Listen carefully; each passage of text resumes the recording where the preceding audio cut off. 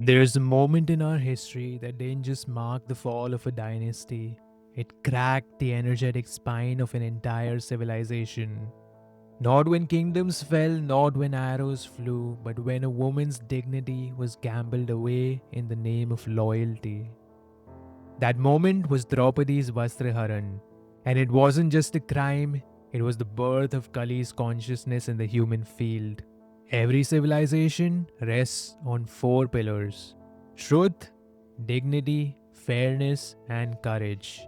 And Kali, the dark principle of distortion, doesn't just destroy them outright, he corrodes them from within using four levers: deceit, normalized as play; dignity, sacrificed for spectacle; kinship, prioritized over justice; silence, replacing moral action. Now, watch how each played out that day. The first act was not violence, it was a game. Shakuni's dice weren't dice, they were algorithms of deceit. The Pandavas sat at the table not because they loved gambling, but because society had made the ritual of play more sacred than the principle of truth. When Yudhishthir wagered his kingdom, his brothers, and finally his wife, it wasn't addiction he was fighting, it was blind obedience to prestige. He wanted to preserve his honor as a Kshatriya more than Dharma itself. And that's how civilizations fall, through unquestioned tradition. Kali entered right there. When deceit wears the costume of fairness, truth becomes a casualty of culture. And then came the unthinkable.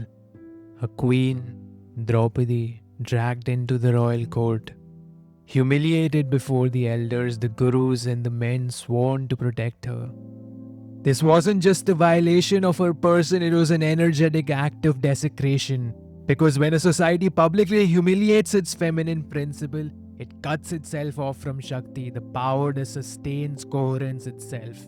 And that's how Kali thrives.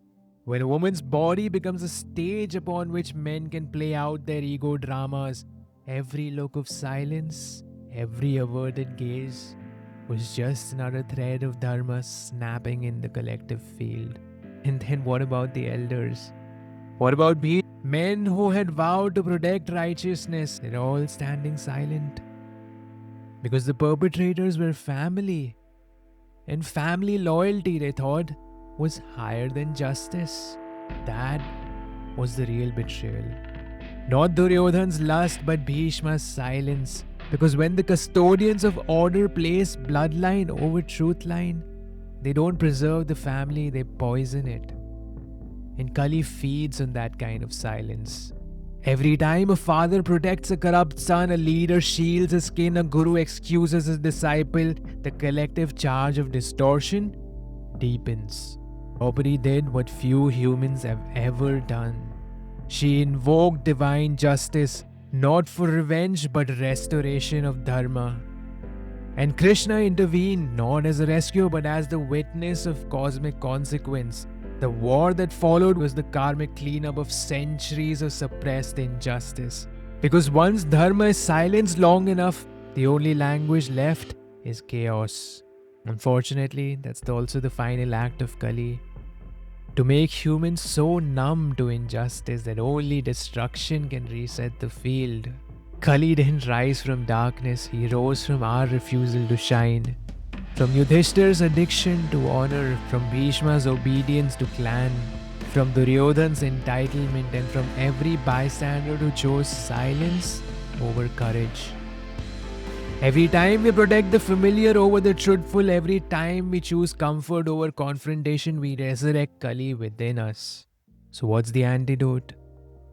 Satsang, truth aligned community, awareness, coherence. Because collective coherence is the only counter frequency to collective corruption. And it starts small, with one breath, one honest act, one refusal to enable falsehood. That's what the common sense meditation is designed for, to train your body to feel truth again. Because Dharma isn't an ideology, it's a frequency you can live in. So the next time you hear about Draupadi's Vastraharan, don't just feel the outrage. Feel responsibility. Because the same four forces that gave birth to Kali still run our systems today. And the war is not over yet. It's just waiting for Kalki to return. It's waiting for your coherence to return.